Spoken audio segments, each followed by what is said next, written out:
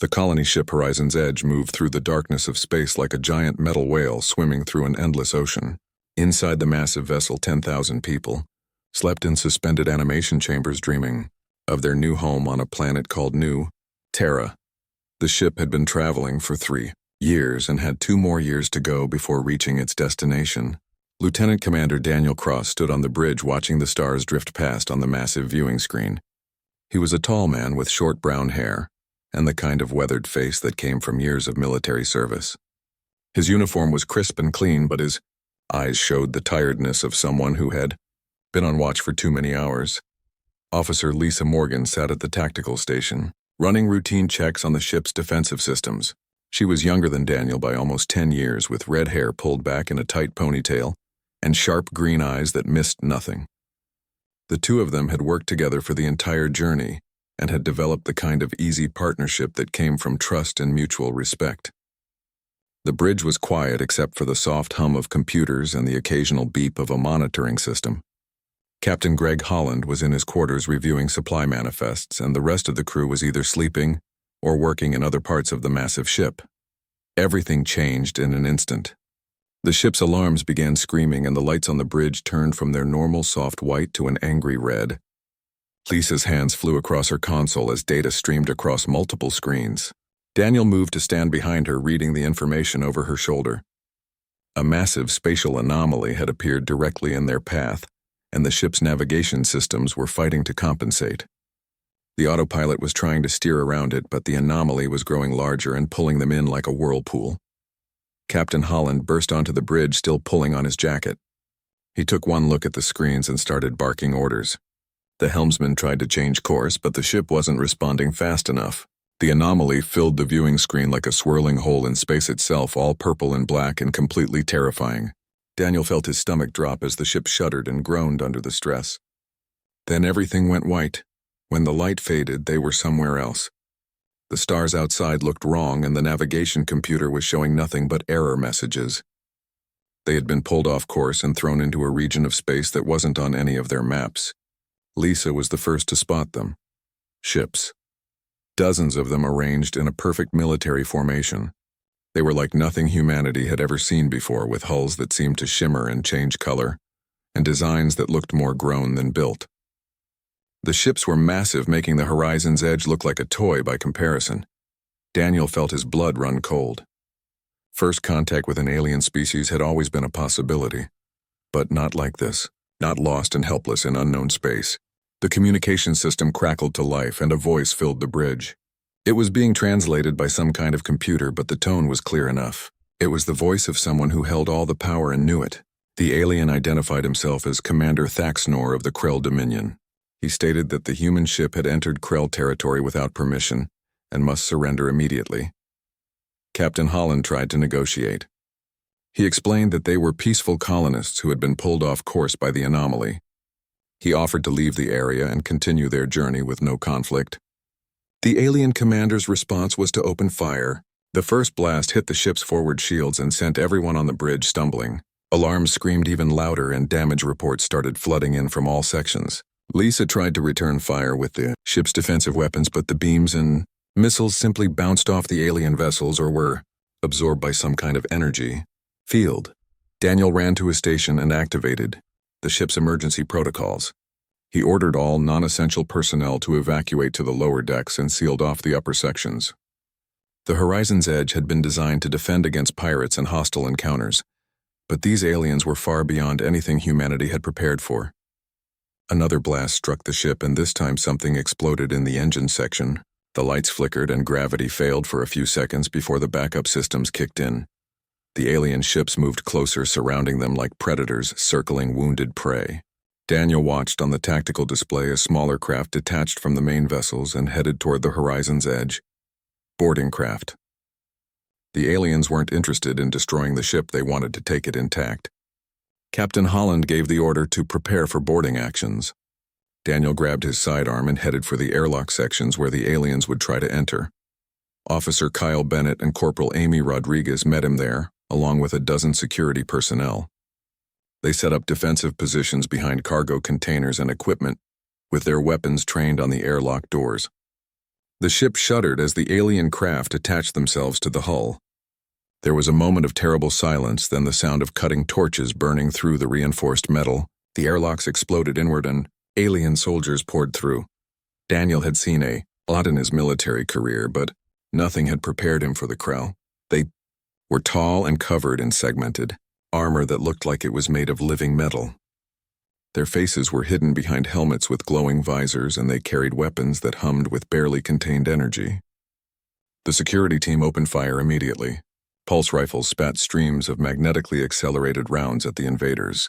The bullets hit the aliens and simply stopped in mid-air inches from their armor. Some kind of energy shield flickered around each soldier, catching every projectile and dropping it harmlessly to the floor. Lisa tried the experimental plasma weapons. Bolts of superheated gas splashed against the alien shields and dissipated like water on a hot pan. Kyle threw a grenade, but the explosion was contained by the same energy fields, leaving the aliens completely unharmed. Amy fired her railgun, the most powerful weapon they had, and watched in horror as the hypersonic slug flattened against an invisible barrier and fell to the deck. The aliens didn't even bother shooting back. They advanced slowly, like they were on a training exercise rather than a real battle. One of them raised a hand and a beam of blue light shot out, hitting one of the security officers. The man screamed and collapsed, twitching on the floor. Daniel realized with sick certainty that the aliens were treating this like target practice. They were toying with the humans, showing them how utterly outmatched they were. The security team fell back corridor by corridor. Every weapon in their arsenal proved useless against the alien shields. High explosives barely made the invaders pause. Energy weapons were absorbed without effect. Even improvised traps and ambushes failed as the aliens' sensors detected them from far away. Daniel found himself retreating with Lisa and the remnants of his team toward the cargo bay section. Behind them, the ship was filling with aliens who moved through the corridors like they owned the place. Because they did. The horizon's edge belonged to the Krell now, and there was nothing the humans could do to stop them. The cargo bay was enormous, with ceilings that stretched up 3 stories high, and rows of shipping containers stacked like metal blocks. Daniel and his team backed into the space with their weapons raised, even though they knew it was pointless.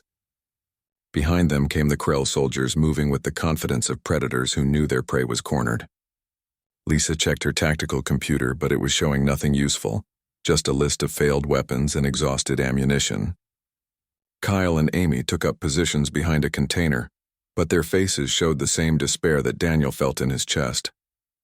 The Krell soldiers formed a semicircle around the humans, blocking the only exit. Then the circle parted and a new figure walked through. This one was taller than the others, with armor that seemed to shift colors like oil on water. Commander Thaxnor. A device on his chest projected a voice that spoke in perfect English with just a hint of mechanical distortion. The commander explained that he had come personally to witness the final defeat of these primitive creatures.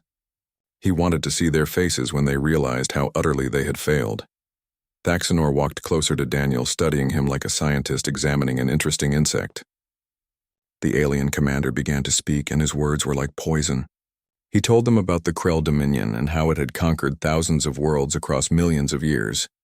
Every species they encountered believed they had something special, some advantage that would let them resist. All of them were wrong. The Dominion's technology was so far beyond anything else in the galaxy that resistance was meaningless. He gestured at the humans' weapons lying empty and useless on the floor. These primitive tools couldn't even scratch a Krell soldier's shields. Lisa tried one more time, raising her sidearm and firing at the commander.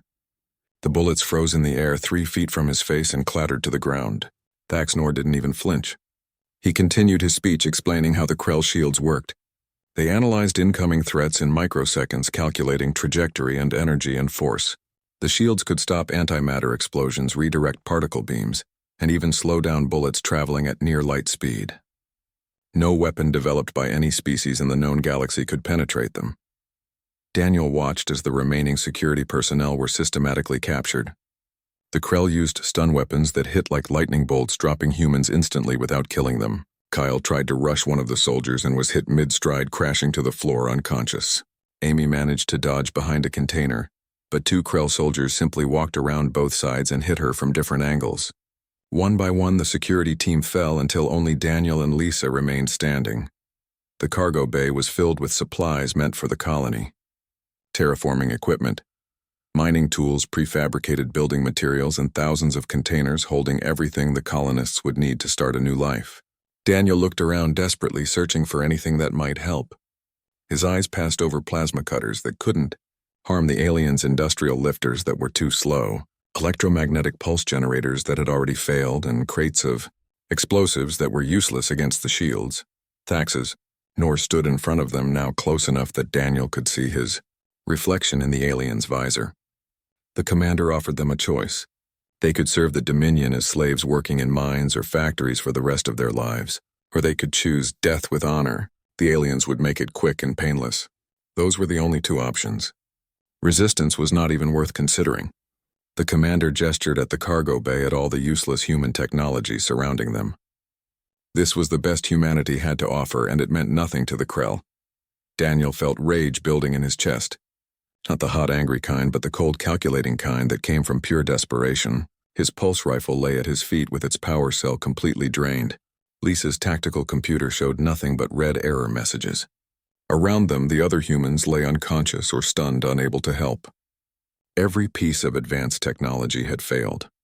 Every weapon, every defense, every trick had proven worthless against the Krell. His eyes fell on something that didn't belong with the rest of the cargo. In one corner of the bay there was a display case containing geological samples.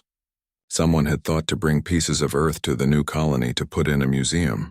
There were chunks of granite from mountains, samples of soil from different continents, and a collection of river stones worn smooth by thousands of years of water. One stone in particular caught Daniel's attention. It was about the size of a baseball, dark gray and perfectly smooth. It looked like it weighed maybe a pound. Daniel bent down slowly, watching the Krell guards as he moved. They raised their weapons, but Thaxnor held up a hand to stop them. The commander seemed amused by whatever the human was doing. Daniel's fingers closed around the stone and he stood up, holding it in his right hand. The weight felt good, solid, and real in a way that all the failed technology around him didn't. He hefted it once, getting a feel for the balance. Lisa understood what he was thinking. She whispered urgently that the Krell shields were designed to detect weapons. They analyzed threats based on technology energy signatures, trajectories calculated by computers. A simple stone thrown by hand wouldn't register as dangerous. The shields might not even activate until it was too late. It was such a primitive, simple idea that the advanced alien technology might not recognize it as a threat at all. Thaxnor continued talking clearly, enjoying his moment of victory. He explained how the Dominion had perfected shield technology over millions of years of warfare. They had fought species with weapons humanity couldn't even imagine. Antimatter bombs that could destroy planets, quantum disruptors that could tear apart the fabric of space, reality warping devices that could erase entire fleets from existence. The Dominion had faced all of these threats and defeated them. Their shields could stop anything. Daniel thought about his childhood growing up on a farm in Montana. He remembered long summer days spent at the lake skipping stones across the water with his father. He remembered the feel of a good throwing stone in his hand, and the satisfaction of watching it skip 6 or 7 times before sinking. He thought about high school baseball and the summer he almost made it to the minor leagues. He remembered the weight of the ball, the wind up the release, and the crack of the catcher's mitt when his fastball hit home. The Krell commander was still talking, explaining how invincible his shields were. Daniel tuned him out. He focused on the stone in his hand, on the distance to the target, on his breathing. He didn't think about the aliens or the technology or the hopeless situation. He just thought about throwing. His body remembered what to do. His muscles had practiced this motion 10,000 times. His father had taught him young that you don't think when you throw, you just do it. Daniel threw the stone. Not a casual toss, but a full power fastball with his entire body behind it. His shoulder rotated, his arm snapped forward, and the stone left his hand traveling at nearly 90 miles per hour. It cut through the air in a straight line, heading directly for Commander Thaxnor's face. The alien's shields didn't activate. The technology didn't recognize a simple thrown stone as a threat. By the time the sensors registered the projectile, it was already too late. The stone hit Thaxnor square in the center of his visor. The helmet cracked and the alien commander dropped like a puppet with its strings cut. He hit the floor hard and didn't move. The cargo bay went completely silent. Every Krell soldier stood frozen, staring at their commander lying motionless on the floor. Dark purple blood leaked from the cracked visor, pooling on the metal deck. The aliens seemed unable to process what had just happened. Their tactical computers had no protocol for this situation. Their training had never covered a scenario where their commander was taken down by a primitive projectile thrown by hand. They just stood there, weapons raised but not firing, as if waiting for someone to tell them what to do. Lisa didn't waste the opportunity. She grabbed another stone from the display case and threw it at the nearest Krell guard. Her aim was good, and the stone hit the alien in what looked like a joint in his armor, right where the shoulder piece met the chest plate. The guard staggered, and Lisa threw another stone, this time at his visor. The alien raised his arm to block, and Lisa grabbed a third stone and threw it at his knee. The guard went down. Kyle Bennett had been lying on the floor pretending to be more stunned than he actually was. When he saw what was happening, he pushed himself up and grabbed a handful of small rocks from a container of gravel meant for concrete mixing. He threw them rapid fire at the Krell soldiers, pelting them with a barrage of stones. The projectiles weren't enough to seriously hurt the aliens, but they were confusing and distracting. The soldiers' shields flickered on and off, trying to decide if these simple rocks were threats or not. Amy Rodriguez rolled behind a container and came up with a piece of metal pipe from the maintenance supplies. She ran at the nearest Krell soldier and swung the pipe at his legs. The shield activated, but the pipe was moving too slowly to register as a serious threat. It passed through the shield and connected with the alien's leg armor with a satisfying clang. The soldier stumbled, and Amy hit him again, this time in the side. The alien went down, and Amy grabbed his weapon, trying to figure out how it worked. Daniel picked up more stones and started throwing them systematically. He aimed for visors, joints, and any part of the armor that looked vulnerable. The Krell soldiers were finally starting to react, but their movements were slow and confused. They had been trained for high-tech warfare, not for dealing with primitive weapons thrown by desperate humans. One soldier fired his weapon at Daniel, but the shot went wide because he was dodging a thrown stone at the same time. Another soldier tried to advance but slipped on the smooth stones that were now littering the floor. More humans were waking up from the stun effects. They saw what was happening and joined in. Someone found a crate of hammers and wrenches from the tool section and started passing them out. Another person grabbed a box of ball bearings meant for machinery and threw handfuls at the aliens like shotgun blasts. The Krell soldiers were being overwhelmed not by superior technology, but by pure chaos. Their computers couldn't track dozens of simple projectiles being thrown from multiple directions.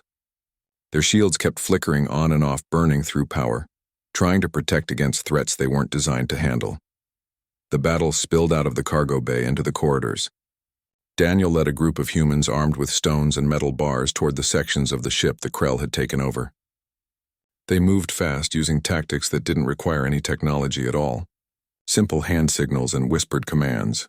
They split into small groups and attacked from multiple directions at once. The Krell soldiers were scattered throughout the ship in small squads, expecting to face no resistance. Instead, they found themselves ambushed by humans wielding clubs and throwing rocks. Lisa organized a team to make more weapons. The ship had machine shops and fabrication equipment meant for building structures on the new colony.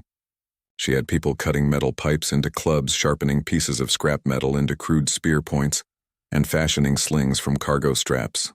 The slings were particularly effective. A person could put a stone in the pouch, swing it in a circle, and release. The stone would fly with tremendous force, covering distances that a hand throw couldn't match. The Krell shield sometimes activated for these faster projectiles, but not always. The technology seemed confused by the simplicity of the weapon. Kyle took another group to the agricultural section where supplies for farming were stored. They found bags of fertilizer and various chemicals. Kyle had served in demolitions before joining the security team, and he knew how to make simple explosives from basic materials. Not high-tech bombs that the shields could detect, but crude mixtures that would burn and create smoke and chaos. They used these to drive Krell soldiers out of defensive positions, then hit them with thrown weapons when they were exposed, and disoriented Amy discovered that the Krell armor had weak points that could be exploited. The joints at the elbows and knees had thinner material to allow movement. The seals where the helmet met the chest piece could be pried at with metal bars. The visors were tough but not indestructible, especially if you hit them multiple times in the same spot. She started teaching other humans where to aim their throws and strikes. Target the joints. Go for the visor. Hit them low where the leg armor is weakest. Simple lessons that didn't require years of training, just basic observation and common sense. The communication system crackled to life. Captain Holland's voice came through, ordering all personnel to arm themselves with primitive weapons and retake the ship. He had watched the security feeds and seen what was happening. He understood that humanity's advantage wasn't technology, it was adaptability and the willingness to fight with whatever was available. Every section of the ship started organizing. Civilians who had never held a weapon grabbed rocks and pipes and hammers. Scientists used their knowledge of physics to calculate throwing trajectories. Engineers rigged traps using simple mechanical principles that didn't rely on electronics. The Krell were in full retreat. They had entered the ship expecting an easy conquest and instead found themselves in a nightmare of primitive warfare they had no training for.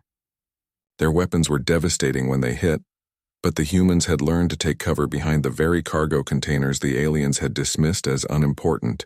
Their armor was nearly impenetrable, but the humans found the gaps and weak points. Their shields were amazing technology but useless against simple thrown stones and swung clubs. Daniel's group reached one of the main airlocks where a Krell shuttle was docked. A dozen alien soldiers were trying to retreat back to their craft. Daniel's team attacked with stones and improvised weapons. The corridor was narrow and the Krell couldn't maneuver effectively. Their plasma weapons fired, but the shots went wide as they tried to dodge thrown projectiles at the same time. 3 Krell made it to their shuttle.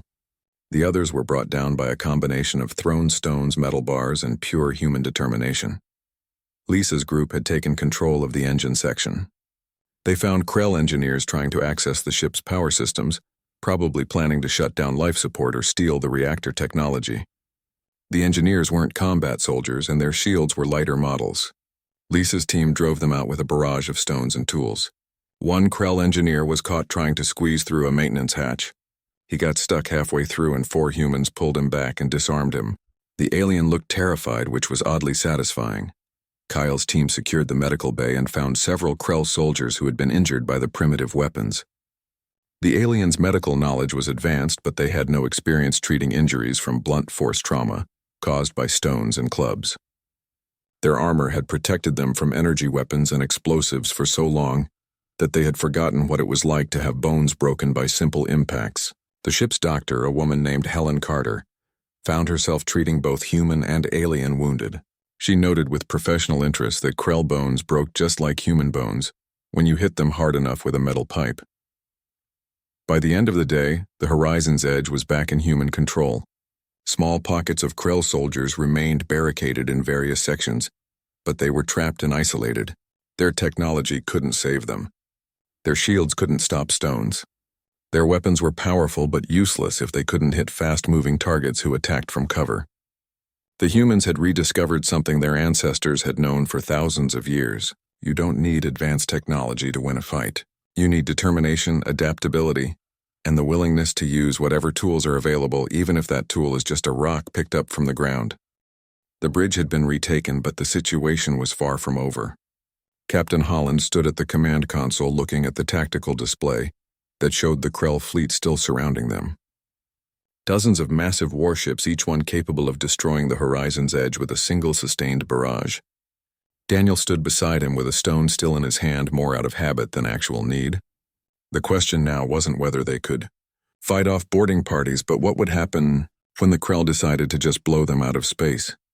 Lisa was at her station working furiously on the communication system. She had an idea and she needed the captain's permission to try it.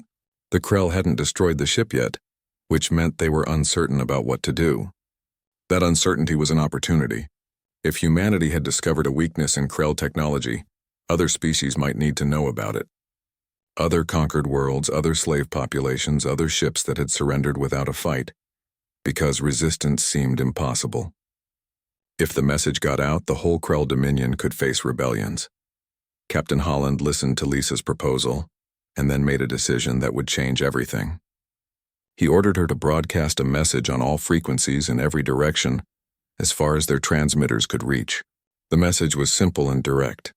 The Krell shields cannot stop primitive weapons. Stones, clubs, and simple thrown projectiles pass through their defenses.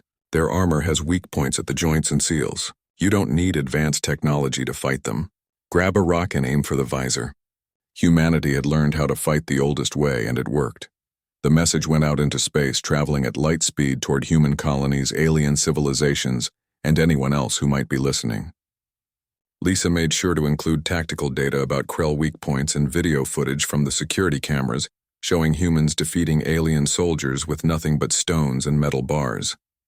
She encrypted it with standard human protocols but also sent it in clear text so anyone could receive it. Within hours, the message would reach the nearest colonies. Within days, it would spread across multiple star systems.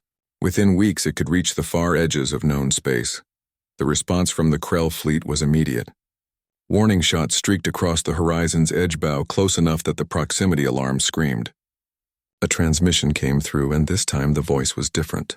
Not Thaxnor, who was still in the medical bay having his broken face repaired, but another commander speaking with cold fury. The message was clear. Delete the transmission. Recall it if possible. Surrender completely or be destroyed. The Krell were giving them one chance to undo what they had done. Captain Holland looked around the bridge at his crew. These people had been farmers, teachers, engineers, and scientists before they became colonists.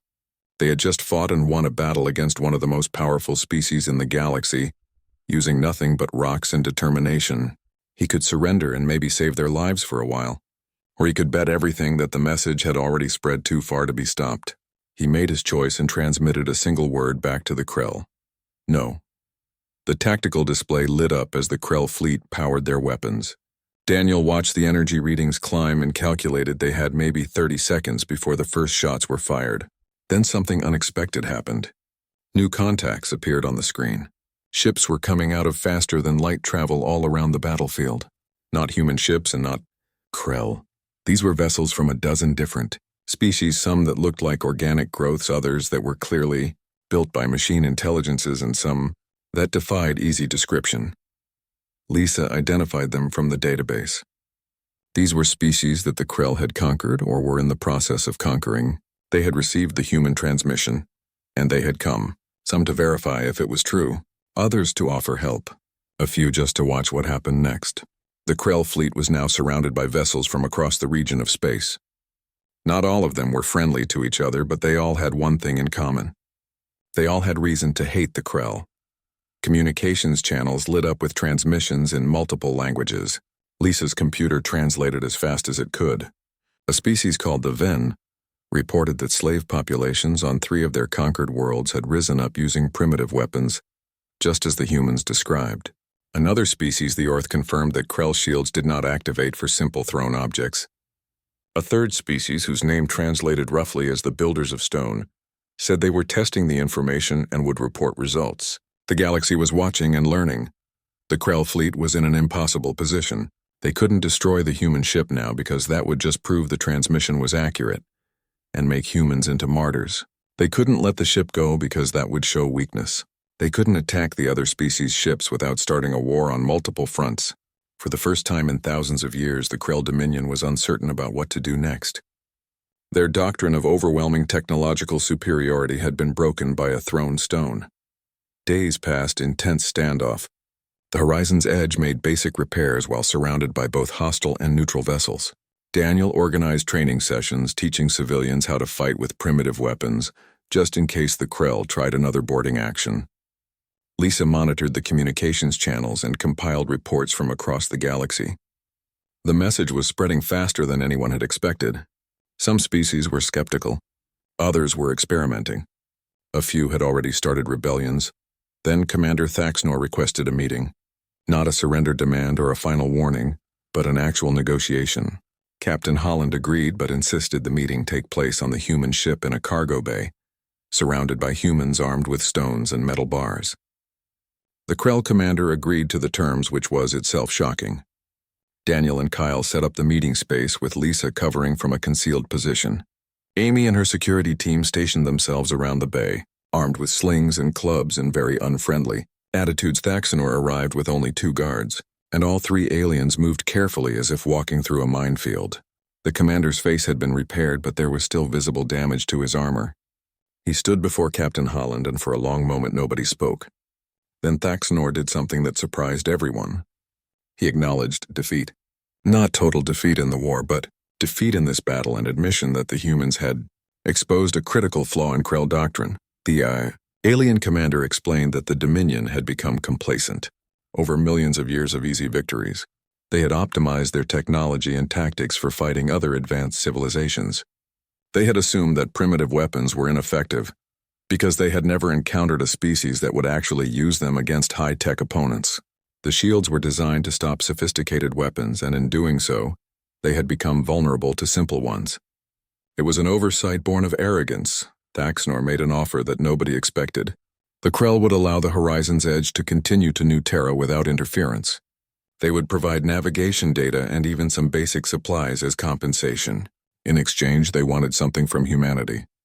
They wanted teachers, advisors who could help them understand primitive combat and close-quarters fighting. The Dominion had enemies, other advanced species who would eventually learn about the shield weakness. The Krell needed to adapt or they would be destroyed by their own complacency. Captain Holland considered the offer carefully. Daniel could see him weighing the options.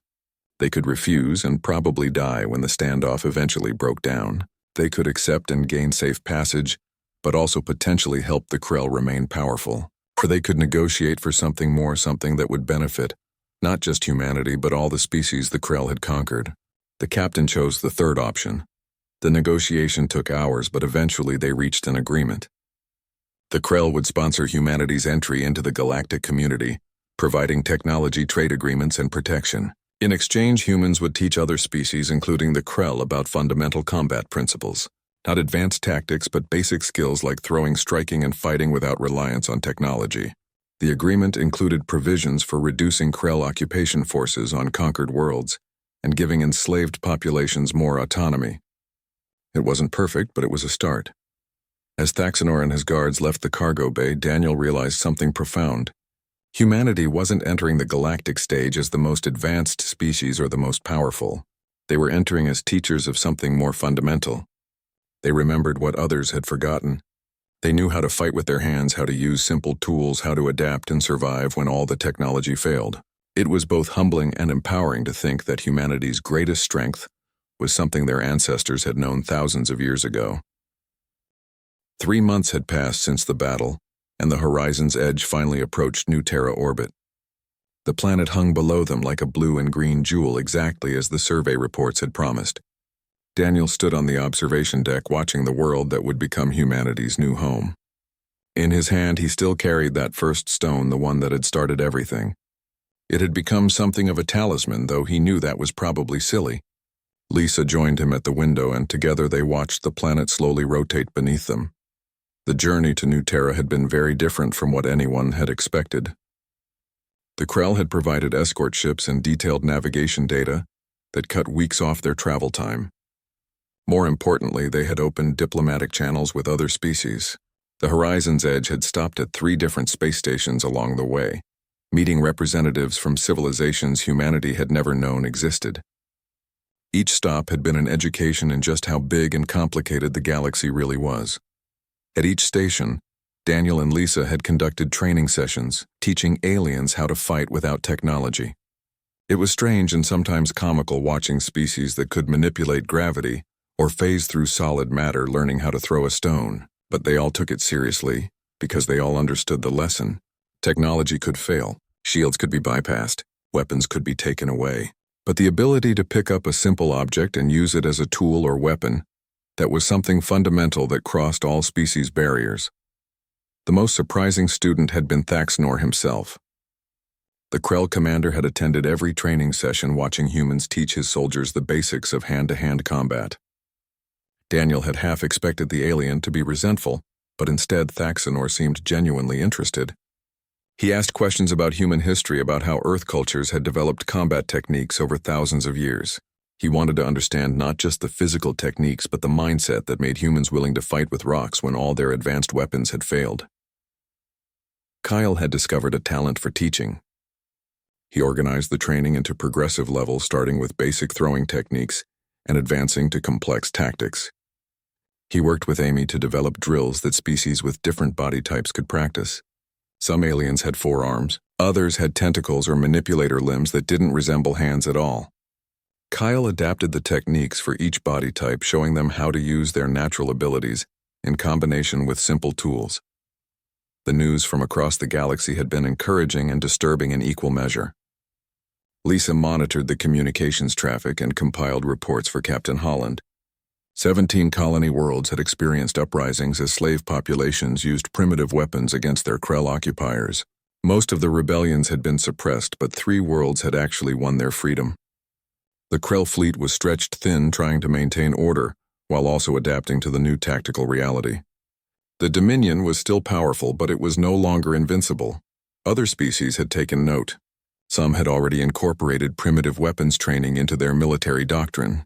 Others had redesigned their defensive shields to detect low-velocity projectiles. There was even talk of a galactic conference to establish new rules of warfare that acknowledged the validity of primitive combat techniques. The human transmission had done more than expose a weakness. It had started a fundamental shift in how the galaxy thought about technology and warfare. Captain Holland had spent much of the journey negotiating humanity's place in the galactic community. The Krell sponsorship opened doors, but it also created obligations. Humanity would provide combat training, but they would also receive technology education and trade opportunities. Earth itself would be contacted and brought into the network of spacefaring civilizations. The colonies that humanity had already established would gain protections under galactic law. It was an incredible opportunity, but it came with risks and responsibilities. The Horizon's Edge entered orbit and began deployment operations. Shuttles carried colonists and equipment down to the surface where automated systems had already begun preparing the landing site. Daniel went down on one of the first shuttles, wanting to set foot on solid ground after years in space. The air was clean and fresh with a slight chill that reminded him of Montana mornings. The sky was a deeper blue than Earth's and the vegetation had a purple tint, but it felt like home anyway. Lisa came down on the next shuttle and found Daniel standing on a hill overlooking the landing site. Below them, hundreds of people were unloading equipment and setting up the first structures of what would become New Terra's capital city. It was organized chaos with everyone working together to build something new. Lisa stood beside Daniel and they watched in comfortable silence. After everything they had been through, the simple act of watching people build a settlement felt almost peaceful. Kyle and Amy arrived later that day bringing news that the Krell escort ships were preparing to depart. Thaxnor had sent a final message thanking the humans for their lessons and promising that the Dominion would honor their agreements. The alien commander had also sent a personal gift to Daniel, a piece of Krell armor, specially modified to fit a human. It was a gesture of respect and perhaps the beginning of a genuine friendship between former enemies. Work on the colony proceeded quickly with help from Krell technology. Fusion generators provided unlimited power. Advanced fabricators could create building materials from local resources. Medical equipment far beyond anything humanity had possessed was available for the colonists. But Daniel noticed something interesting. Even with all this advanced technology, people still kept stones nearby. Not as weapons necessarily, but as reminders. They had learned that technology was a tool, not a crutch. It could make life easier, but it couldn't replace human adaptability and determination. The first month on New Terra was exhausting, but satisfying. Buildings went up, farms were planted, and systems were established. Daniel found himself serving as security chief for the colony, but his job was different now. He trained people not just in using advanced weapons, but in fighting with whatever was available. Every colonist learned basic combat skills because they had all seen what happened when technology failed. It became part of the culture of New Terra to be prepared to fight the old way. Lisa took a position coordinating communications between the colony and the wider galaxy. Messages came in daily from Earth, from other human colonies, and from alien species. Some wanted to establish trade. Others wanted training programs. A few just wanted to talk to the humans who had defeated the Krell with stones. Lisa managed it all with her usual efficiency, turning New Terra into a hub of interspecies communication. 6 months after landing, Daniel received a message from Earth. The governments there had been in contact with the Krell and other species. Official first contact protocols were being established. Humanity was no longer alone in the universe, and the news was spreading across Earth faster than anyone had expected. Some people were afraid. Others were excited. Most were just trying to understand what it all meant for the future. Daniel stood on the same hill where he had watched the colony being built. It was evening, and the sun was setting over New Terra's purple forests. In his pocket, he still carried that stone worn smooth by an Earth river thousands of years ago. He thought about his father teaching him to skip stones across the lake. He thought about playing baseball in high school. He thought about all the simple human experiences that had seemed so ordinary at the time. Those ordinary experiences had saved humanity. Not advanced technology or superior weapons, but simple skills that any child could learn. The ability to throw accurately. The willingness to fight with whatever was available. The determination to keep trying when everything else had failed. These were human traits that had been honed over thousands of years of evolution, and they had proven more valuable than anyone had expected. Lisa found him there and sat down beside him on the grass. They didn't need to talk. They had been through too much together to need words for everything. Below them, the colony lights were coming on as darkness fell. New Terra was becoming home. Somewhere above them, the stars held thousands of civilizations, each with their own strengths and weaknesses. Humanity had found its place among them, not as the strongest or most advanced, but as the species that remembered the fundamentals. Daniel took out the stone and held it up to the fading light. It was just a rock worn smooth by water and time, but it represented something important. It represented the idea that simple solutions could solve complex problems. It represented human adaptability.